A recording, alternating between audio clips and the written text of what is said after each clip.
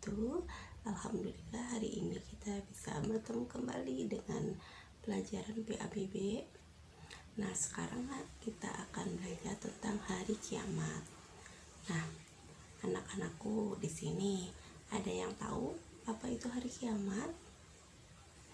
Nah, hari kiamat itu adalah hari di mana manusia itu tidak bisa menolong dirinya sendiri, atau segala alam semesta ini bakalan hancur.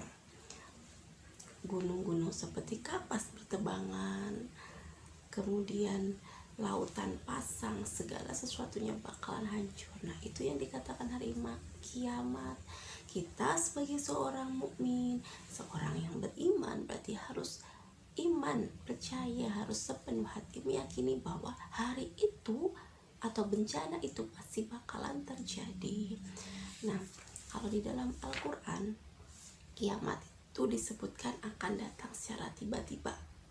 Kemudian di Quran surat Al-Ghafir ayat 50, setelah itu kiamat itu merupakan goncangan yang sangat dahsyat. Nah, ada di Quran surat Al-Hajj ayat 22.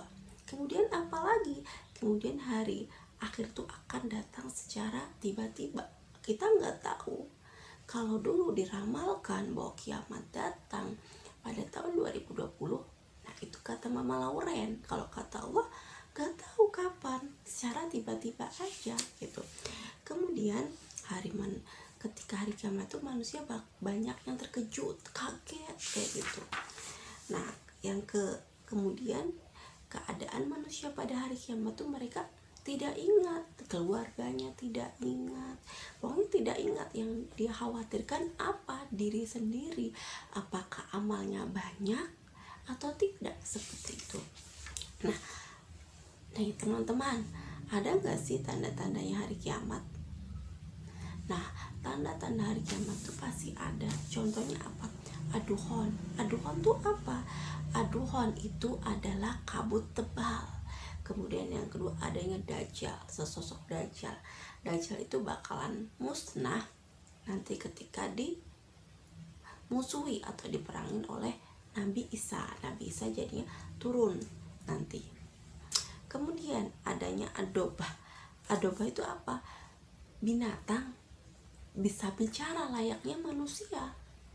Nah, kemudian matahari terbit dari barat, terbenam di arah timur. Nah, terjadi 3 bulan itu dalam satu waktu di 3 tempat berdoa. Kemudian tadi turunnya Nabi Isa itu turun untuk memberantas Dajjal. Kemudian munculnya Ya'juj dan Ma'juj. Yang terakhir itu adanya api dari lembah Aden yang mengirim manusia itu ke tempat berkumpul. Nah, itu tanda-tandanya hari kiamat. Jadi apa ya? Dari sekarang kita sebagai seorang manusia hamba harus meyakini dan mentaubati kesalahan kita. Kita nggak tahu seberapa banyak kesalahan kita, amal soleh kita tuh seberapa banyak, kita nggak tahu. Nah, kemudian cara berimannya apa? Ada 2, cara ijma'i dan cara tafsili. Kalau cara ijma'i berarti kita meyakini dengan sepenuh hati kita, oh kiamat itu ada. Berarti apa yang kita upayakan ketika kiamat itu ada? Nah, berarti yang kita upayakan yaitu kita memperbaiki diri, memperbanyak amal soleh, memperbanyak ibadah. Nah, itu. Kemudian yang kedua ada secara tafsili. Cara tafsili itu apa?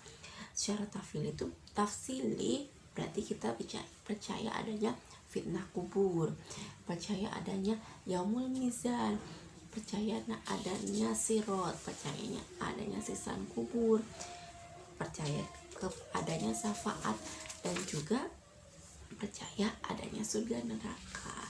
Nah, itu teman-teman untuk materi hari ini. Nah, sekarang coba nih kalian sebutkan tugasnya.